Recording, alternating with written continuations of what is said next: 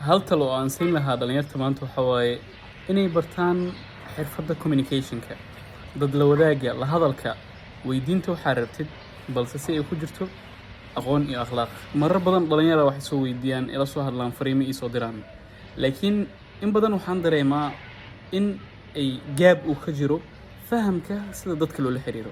Weligaa si open ah u hadal, waxaa rabtid sheeg adoonan xishood ama baqdin inaba aysan kugu jirin.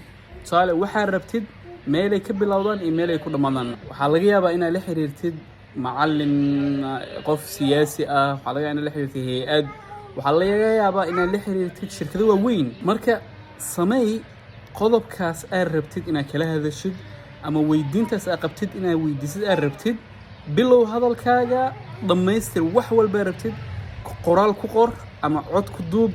laakiin مثلا haddii aad qortid ka waran assalaamu calaykum, كده أرجينيsid qofka inuu kusoo dhawo calaykum salaam, kadibna haddii aad u qortid ka waran see tahay fiican tahay, marka qofka waxaa laga yaabaa inay ku adkaato inuu kusoo jawaabo calaykum salaam. calaykum salaam haddii aad ku dhaho hadalka haddana waxaa ii soo qorayay xaaladaada ka waran ama see tahay. yani waxaa laga yaabaa marka kaligaa inaad u baahan tahay 5 fariin ama 10 fariin inaad kugu jawaabo. marka aniga dad fara badan miigu xiran hadda waalan, laakiin dadka ay ku xiran yihiin dadka aad ku faraha badan ka waran suuragal ma tahay 150 ama 200 ama 500 qofood oo assalaamu calaykum soo qortay inuu mid ugu jawaabo. marka taas suuragal ma aha.